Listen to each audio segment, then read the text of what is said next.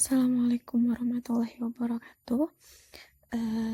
Kali ini kita lanjutkan lagi pembahasan mengenai materi kita penataan produk, masih seputar mengenai kebersihan toko, yaitu prosedur menjaga kebersihan toko.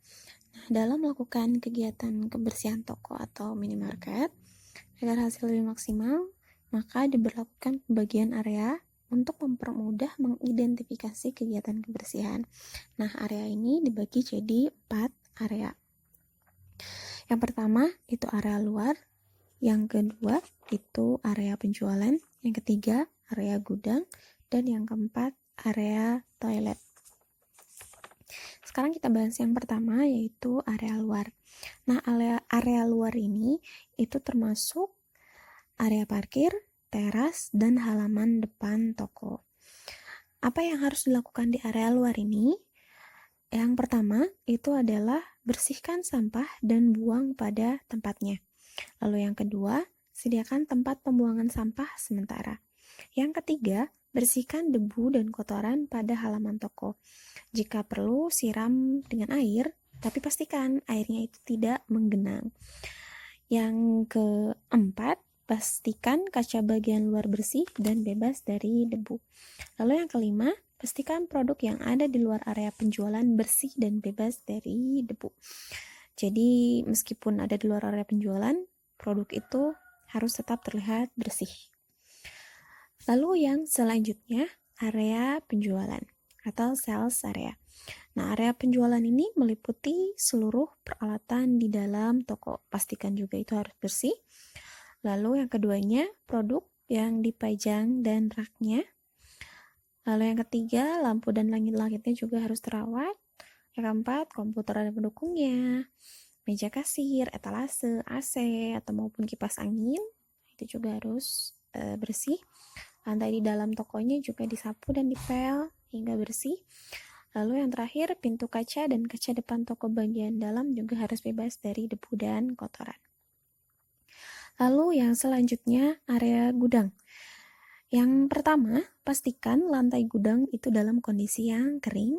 Lalu yang kedua, penyimpanan barang karton disusun teratur dan rapi. Yang ketiga, jauhkan barang kimia dari stok barang makanan dan minuman, karena nanti kalau terlalu dekat itu bisa terkontaminasi baik bau dan lain sebagainya. Lalu yang selanjutnya yang keempat, rapikan dan tata kardus bungkus produk jual. Lalu yang kelima, pastikan posisi pintu gudang tertutup dan hanya dapat diakses oleh karyawan. Nah itu. Lalu yang terakhir adalah area toilet. Yang pertama, toilet harus dalam keadaan bersih, kering, dan layak pakai.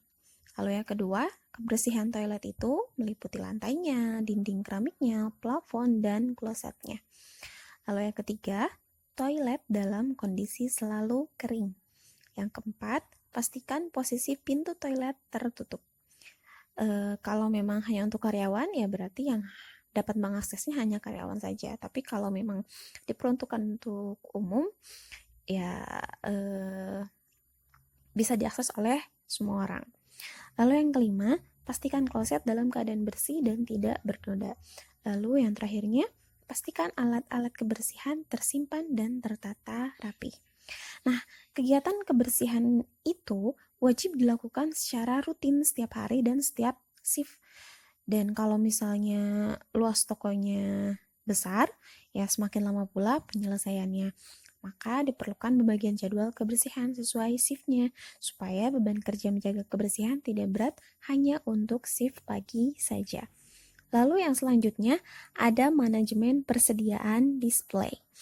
Nah, manajemen persediaan itu dia cukup penting apalagi di toko retail, karena akan menentukan nantinya berapa besaran investasi yang akan ditanamkan supaya pengelolaannya menjadi efektif. Yang pertama itu ada fungsi persediaan. Nah, fungsi persediaan di sini ada 6. Yang pertama, menghilangkan resiko keterlambatan pengiriman bahan baku atau barang yang dibutuhkan perusahaan. Yang kedua, menghilangkan resiko jika barang yang dipesan tidak baik atau rusak sehingga harus dikembalikan. Yang ketiga, menghilangkan resiko terhadap kenaikan harga atau inflasi. Lalu keempat, untuk menyimpan bahan baku yang dihasilkan secara musiman. Yang kelima, mendapatkan keuntungan dari pembelian berdasarkan potongan kuantitas.